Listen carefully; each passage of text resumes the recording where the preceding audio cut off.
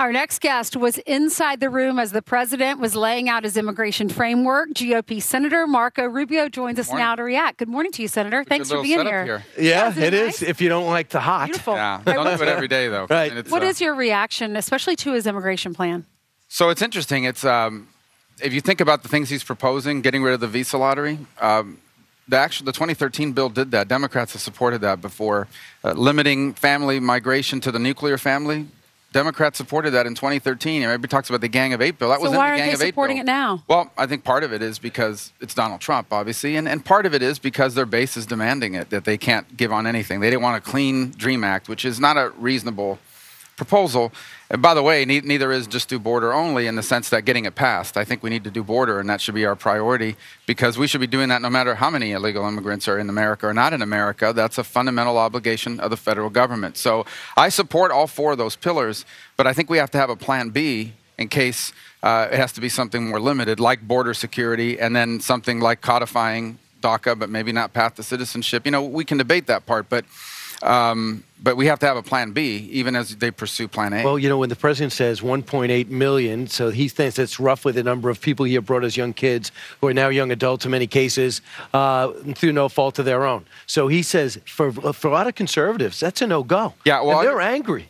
Understand 1.8 is more than what Obama did under DACA. You know, under DACA, about 670,000 people signed up for it.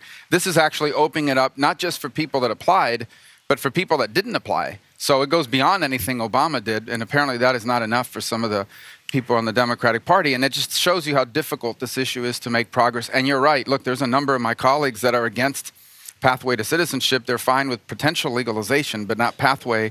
So we've got some issues to work through, which is why I say we got to have a plan B, because you don't want to get to March 5th and see a bunch of people fired from their jobs. February 8th. Well, February 8th is when we're supposed to start that debate, right? And one more point I would make, a lot of talk about people that broke the law. The one thing that I think has allowed the president and many Republicans to move on the DREAM Act population is if you were 7 years old or 8 years old when you came here, you didn't commit the crime. Your parents might have, because they're the ones that brought you, but not you yourself. I mean, you had to go wherever they took you.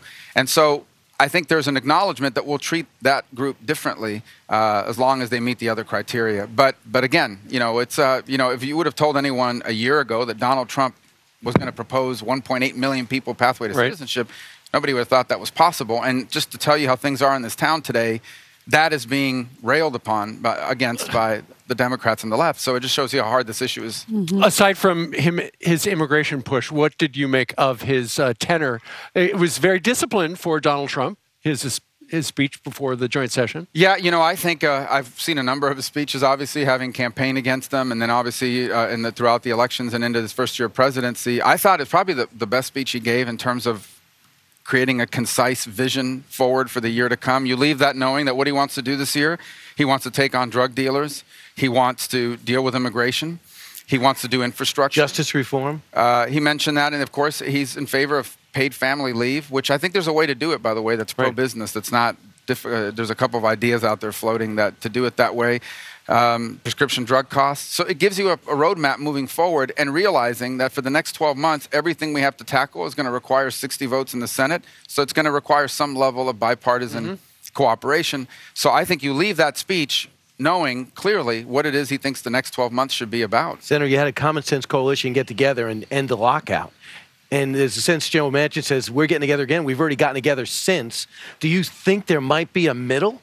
There might be a middle emerging that is sick of leadership? Well, understand that I think the purpose of that group, and I've been involved in many of those meetings, is not to come up with a bill and say, here's the gang of 20. You know, it is to say, here's the starting point.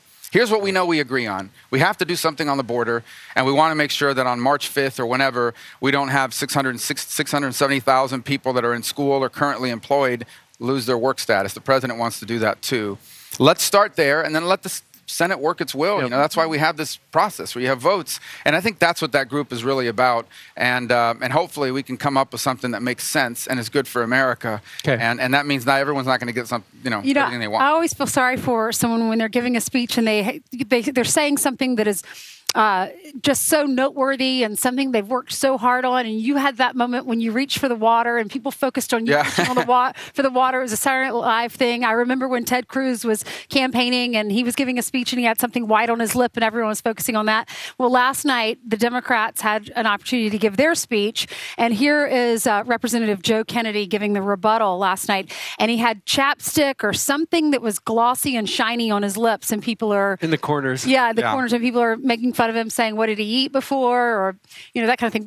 What's your reaction? Yeah, and I would say if this was entertainment, that would be something we can spend time on. But this is like, we're having conversations about public policy in the most important country in the world. I know that sounds like high-minded or whatever, but that's a tough job, by the way. Yeah. A lot of the people making fun of him on Twitter have never exposed themselves for anything. I mean, it's easy to stand behind a key or sit behind a keyboard and be snarky. But that's put just yourself Twitter. Out. That's Twitter. That's the well, state and not of just social Twitter. media. I mean, just anything. Put yourself out there if you're that great in what you do. It's you think almost it's like bothering him this morning, or does he not care? I don't know if he cares. I didn't care. We raised a bunch of money off the water. By the way, President Trump had the same thing happen to him with water when he came back to recap his speech. Everyone focused on how he picked up the water. I ruined water forever, I think. Senator, thanks so much. It's great to see you again, and I'm glad you can get back there for your other 6 years. Thank you so much. Thank you.